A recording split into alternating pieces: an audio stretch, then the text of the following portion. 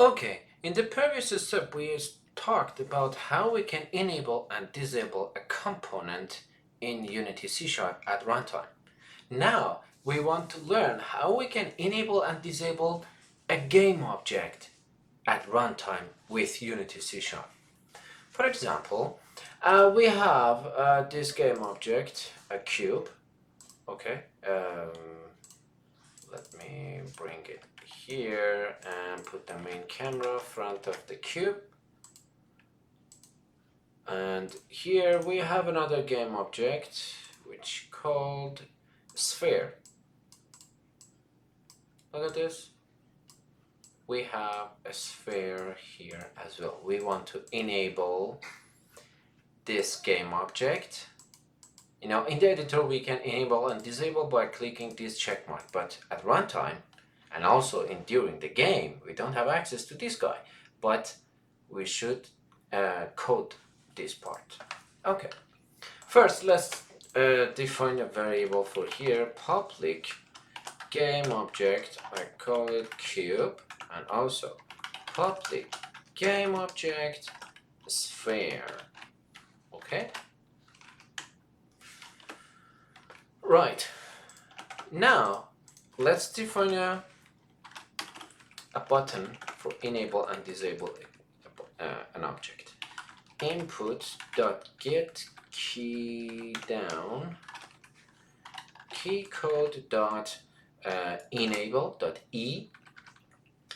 Here in the game object, just game object, not transform, not component, not anything else, game object, we have a parameter which a function which called dot set active.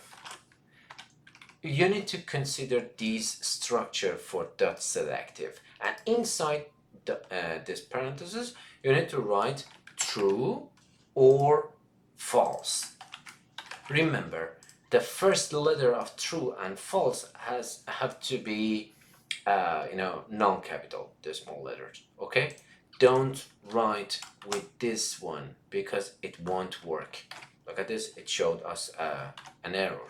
Okay, so we will say enable button E for true and sphere dot set active true, and let's copy this part and paste this part, and let's press D for disable and change it to the false, and save and come back to the Unity editor. Alright, let's add this part 11 component to the main camera and drag and drop cube and sphere to this guy.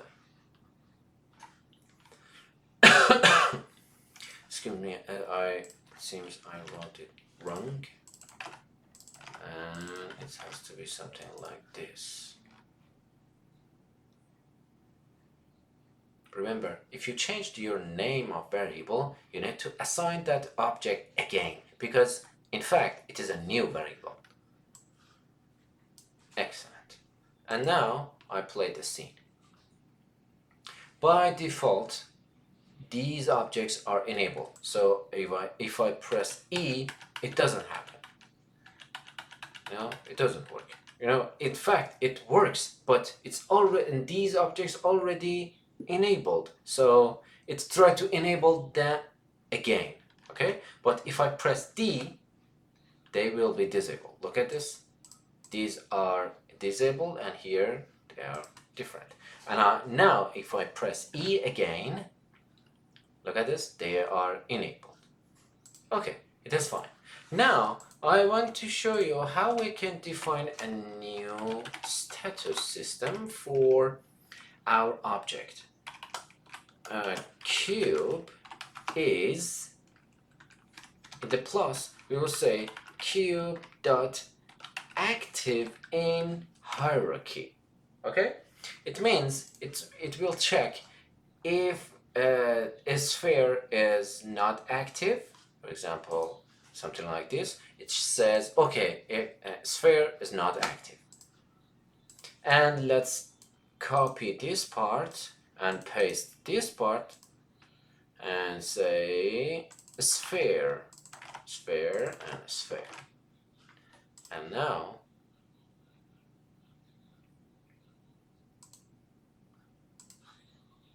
look at this.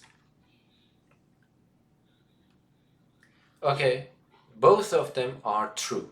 Cube is true, sphere is true. And now I press D, and look at this. Cube is false, sphere is false. These parts are repeating. And now press E again, and look at this. These are repeating again. Now we can understand which object is enabled, activate, and which one is not active. Okay, let's go to the next step.